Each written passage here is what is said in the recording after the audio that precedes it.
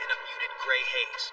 Just beyond, a two-lane asphalt road cuts straight toward a Russian forward operating base, its surface slick with dew. Somewhere in the distance, the low rumble of diesel engines drifted on the still air, broken only by the occasional buzz of a Ukrainian recon drone sweeping overhead. On the ground, however, all was unnervingly quiet. Hours earlier, satellite imagery and intercepted electronic signals confirmed Russian armored units massing at the base, preparing for what intelligence officers feared would be a decisive armored push. The stakes were clear. If this strike broke through, Moscow could tear open a critical segment of Ukraine's defensive line, one that had held firm for months. Every soldier in the sector knew what was coming. From the fog-shrouded base, Russia's opening move came like a hammer blow. At precisely 5:02 a.m., the first wave rolled out 45-ton 90 main battle tanks leading the charge, followed closely by 25 armored personnel carriers packed with hundreds of mechanized infantry. Overhead, 60 kamikaze drones surged forward, each armed with a high-explosive warhead designed to punch straight through Ukrainian artillery positions and command posts. The plan was textbook mechanized warfare. Drones would rip open the front line, armor would pour through the breach, and infantry would sweep away any remaining resistance. Their ultimate objective was seize the high ground, dominating the sector, and sever the two-lane supply route that kept Ukrainian units in this area alive. From their concealed observation points, Ukrainian spotters watched the steel column advance through the morning haze, knowing that once the drones hit, the ground assault would follow within seconds. The opening act of Russia's offensive had begun. The Russian column pushed forward with confidence, its lead tanks churning through the damp soil along the two-lane road. What they couldn't see through the fog was that every yard they covered brought them deeper into a carefully engineered kill zone. For the past 3 weeks, Ukraine's 93rd Mechanized Brigade had transformed a 5-square-mile stretch of farmland into a labyrinth of death, over 3,800 anti-tank mines buried under freshly turned earth and masked by the stubble of recently cut wheat. The layout was deliberate, wide enough to trap an entire spearhead, yet laced with seemingly safe corridors that funneled vehicles into choke points. From concealed positions along ridge lines and tree lines, Ukrainian reconnaissance drones hovered silently, tracking every movement of the advancing Russian armor.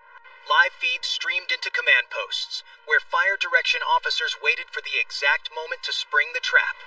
That moment came as the bulk of the column crossed a low-lying section of road between two shallow hills. At 5:14 a.m., a coded order went out. Seconds later, the ground erupted. The first blast tore the track off a T-90, sending the tank slewing sideways into the path of the APC behind it. Chain detonations followed columns of dirt and fire blasting skyward as one mine after another found its mark. Russian drivers swerved instinctively toward the apparent open lanes, only to trigger pressure-activated devices buried just beyond the turn.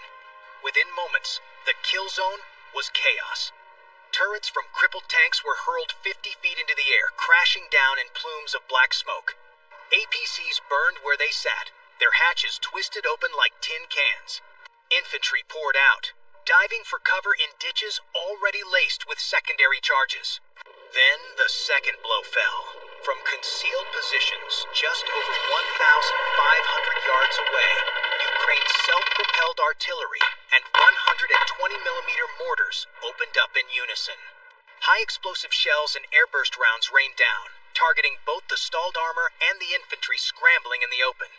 The precision was surgical fire adjusted in real time based on drone spotting, each correction shaving seconds off the kill cycle. In the first 5 minutes alone, more than a dozen Russian tanks and armored carriers were reduced to burning wrecks. What had been a disciplined advance was now a smoking traffic jam of twisted steel, cut off from reinforcements and trapped under relentless bombardment.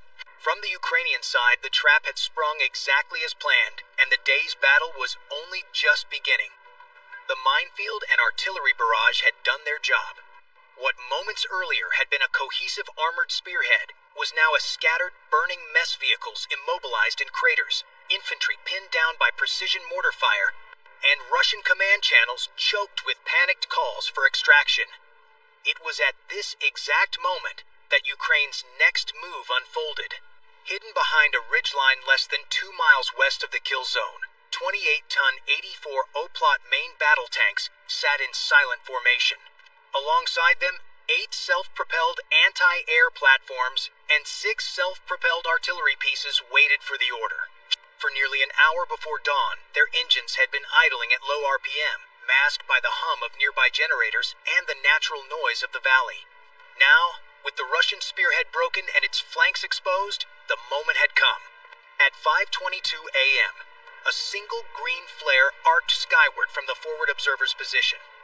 The tanks surged forward in unison, climbing the last slope before bursting over the crest.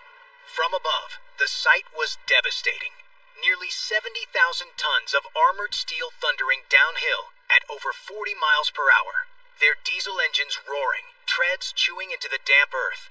Russian crews, already reeling from the minefield's carnage, barely had time to pivot their turrets. The lead Oplots fired on the move, sending 125mm rounds slamming into the sides of T-92nd trapped in the bottleneck. One after another, armored silhouettes exploded in white-hot flashes, ammunition cooking off inside their hulls. The Ukrainian formation split into 2 wings, one driving straight into the center of the wreckage to finish off disabled armor, the other sweeping wide to intercept any vehicles still maneuvering at the edges. The self-propelled anti-air units rolled in behind them, their autocannons angled skyward to cut down any Russian loitering munitions attempting to dive on the advancing column.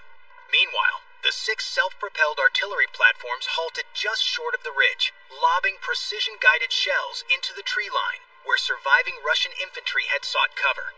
Each impact threw geysers of dirt and splintered timber high into the air, forcing enemy troops to scatter. In less than 4 minutes, the Ukrainian armor had carved deep into what was left of the Russian spearhead.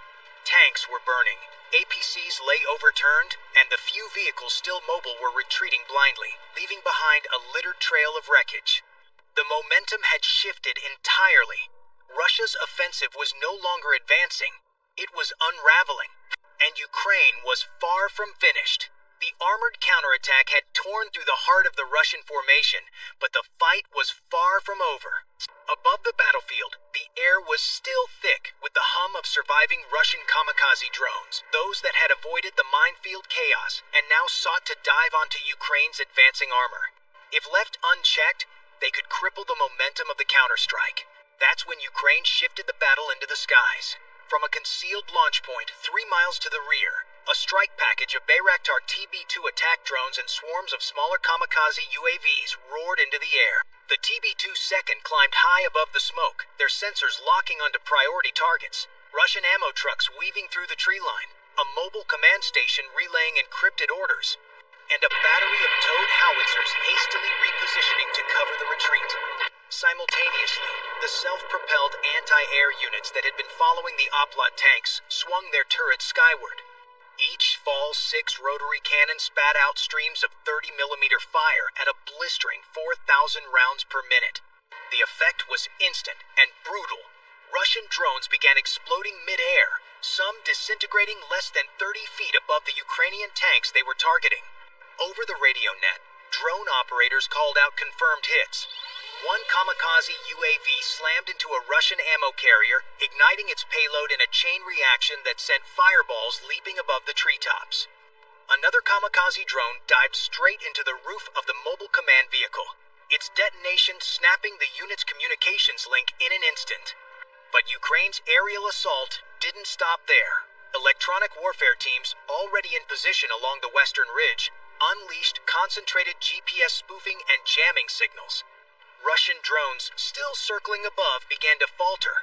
Some veered wildly off course, while others simply spiraled downward and smashed into the dirt. Operators later confirmed at least a dozen UAVs were lost this way, without Ukraine firing a single round. By the 10-minute mark, the skies over the kill zone belonged entirely to Ukraine. The remaining Russian drones either lay in burning fragments on the ground, or had retreated beyond effective range. In their place, Bayraktar TB2 second continued to circle methodically, relaying live targeting data to artillery units and feeding fresh coordinates to the advancing armor. With the air cleared and the enemy's eyes blinded, Ukraine had gained not just the ground, but the aerial dominance needed to finish what the minefield and tank assault had started.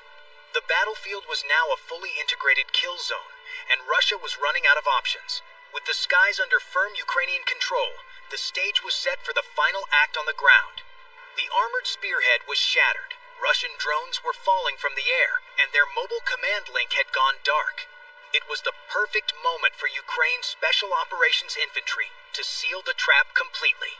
From concealed positions along irrigation ditches, abandoned farmsteads, and pre-dug trenches, 600 Ukrainian Special Forces soldiers began to move. They were split into highly specialized teams, snipers armed with thermal scopes, anti-tank units carrying RPG-29 second, and advanced ATGMs, and electronic warfare squads with portable jamming systems. Their orders were clear: choke off every escape route and eliminate any surviving armored threats. Using a network of underground culverts and covered communication trenches, these teams infiltrated behind the Russian survivors without being detected. The anti-tank squad set up kill zones along narrow farm lanes, waiting for crippled APCs and tanks attempting to limp out of the chaos. The first ambush came within minutes. An RPG round struck the flank of a damaged T-90, trying to reverse out of the kill zone, the explosion flipping the turret and setting off its ammunition in a blinding flash. At the same time, sniper teams positioned on haylofts and ridgelines began methodically eliminating Russian squad leaders. Each shot was deliberate, aimed at disrupting whatever remained of the enemy's chain of command. Through the fog and smoke, enemy soldiers could be seen glancing upward, unsure where the next bullet would come from. Further back, EW teams deployed compact jammers to disrupt Russian short-range radios, isolating pockets of troops and preventing coordinated retreats. Some Russian units attempted to push toward a dirt track leading east, only to find it already cut off by Ukrainian fire teams. In less than 20 minutes, the battlefield had transformed into a series of deadly pockets, each one collapsing under concentrated Ukrainian fire. By the time the infantry assault reached full tempo, the Russians were no longer maneuvering, they were scattering. The combination of precision sniping, anti-tank ambushes, and relentless electronic harassment left the surviving Russian forces trapped in place, unable to retreat, resupply, or call for reinforcements. The noose had tightened, and with every passing minute, Ukraine's grip on the battlefield grew stronger. The decisive blow was now within reach. Amid the tightening cordon, one Ukrainian recon team reported movement in a patch of sparse woodland just beyond the eastern ridge. Advancing cautiously, they found a half-disabled Russian command vehicle, its engine still sputtering and antenna bent from shrapnel. Inside, surrounded by scattered maps and field equipment, was a wounded officer wearing immaculate boots and carrying a military-grade GPS wrist device, clear signs he was no ordinary soldier. A quick biometric scan confirmed his identity: Colonel Viktor Semyonov, commander of the Russian 42nd Armored Regiment. He was restrained, given basic medical treatment, and airlifted under heavy guard. Among the items seized were a military tablet loaded with encrypted files, detailed battlefield maps, and operational orders for the next 48 hours. The intelligence haul was a gold mine, enough to forecast Russia's next moves and reinforce Ukrainian positions before the enemy could regroup. This capture turned a battlefield victory into a strategic windfall. In less than 90 minutes, the battle was over. More than 40 Russian armored vehicles lay destroyed. The vast majority of their attack drones were shot down, and a senior regimental commander was in Ukrainian custody. The capture of Colonel Semyonov, along with his operational plans, ensured that any follow-up assault in this sector would be anticipated and blunted before it began. Strategically, the defeat crippled Russia's ability to break through here, forcing a withdrawal and a likely re-evaluation of its broader frontline strategy. Yet, the victory was not only in firepower, it was in discipline, coordination, and the restraint to preserve life where possible. As winter's onset